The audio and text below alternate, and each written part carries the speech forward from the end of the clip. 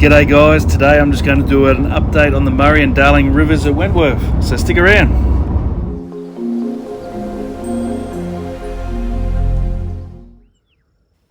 Well, I've stopped here on the Meridian Road and I'll put a map up shortly, but this floodplain has copped all the water from the Murray. Down a little bit further there's some wheat silos and they've built some big levees around that, but I'll save that for another video. We'll do a dedicated one.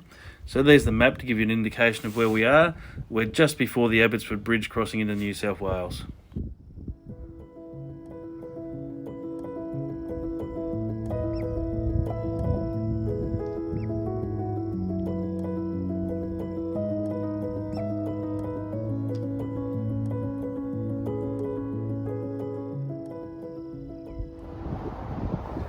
Well, I've stopped here on the other side of the Abbotsford Bridge into New South Wales in Kerwa.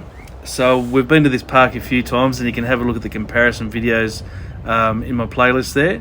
But the Abbotsford Bridge there, she's quite high, and we'll put up a photo from Wikipedia to show you the normal height, and that's up quite a bit.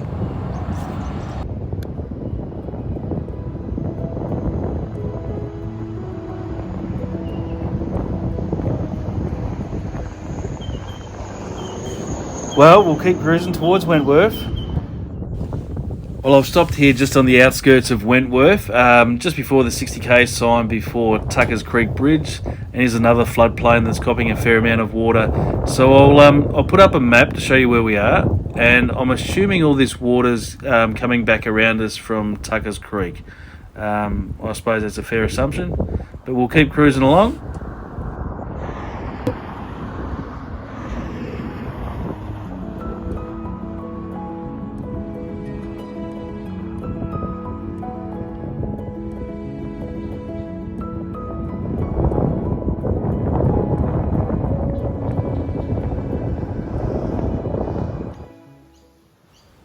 So this is the Darling River just behind the old Wentworth Club. Bit hard to put some comparisons up here. If I had a thought earlier, I would have stood in better positions to get comparison photos with previous videos, but we might use those steps to the left of us. But the rate that it's rising seems to have slowed down a little bit, but there's still quite a bit of water coming down the Darling, so I suppose it's all just a matter of timing, whether it hits the Murray when it's still high and how much damage it's going to create.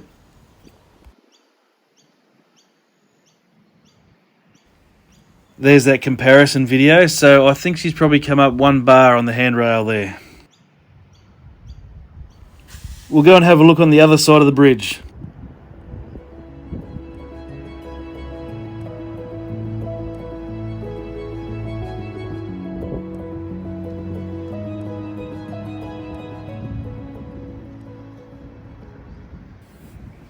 Well, this wall here has been built right along to hold the water back, I'm assuming. So we're behind the main drag, I suppose. There's some pubs and cafes and a couple of houses here on the other side of the road.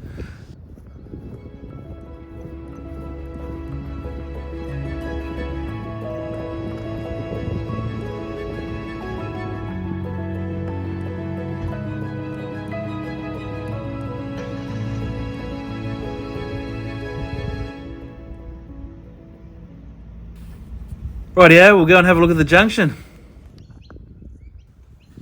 Well, this is normally just a nice big park, but she's full of water at the moment. The levees are doing their job. They're holding it back quite well, and there's still quite a bit of room there before it gets over the levee. So I think Wentworth will be safe, but we'll just have to wait and see, I suppose.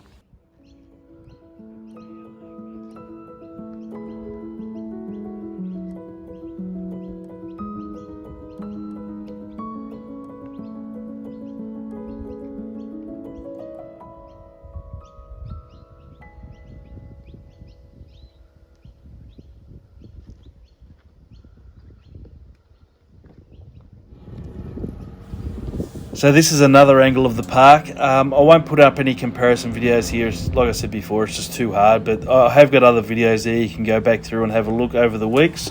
It'll give you a good indication of how much it's come up. Doesn't seem like that long ago that I was walking right down into this park and having a bit of a look around. The roadsides and things down further, I was standing next to them, and they're now probably 4 or 5 foot underwater. So that's a fair indication of how much water's here. We'll go down and have a look at the golf club after this.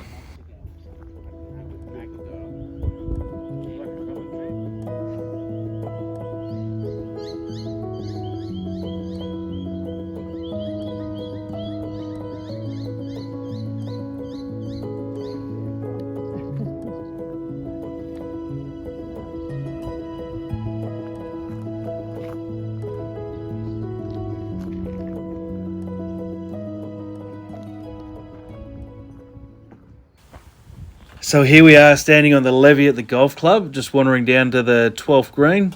Now, a couple of days ago, they had a levee break here, which has put all this water over the golf course. Now, the levee that broke was, I believe, was just one that was protecting the golf club, not the township.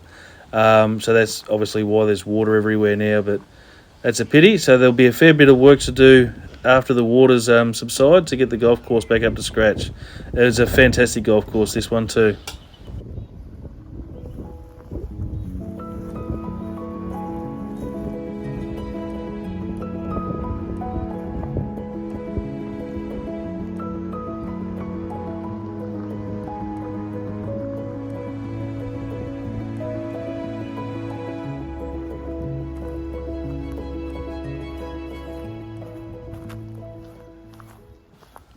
So I think this is the 12th we're standing on now, but geez, she's got a fair old water hazard. I reckon you'd get wet balls if you're playing here at the moment.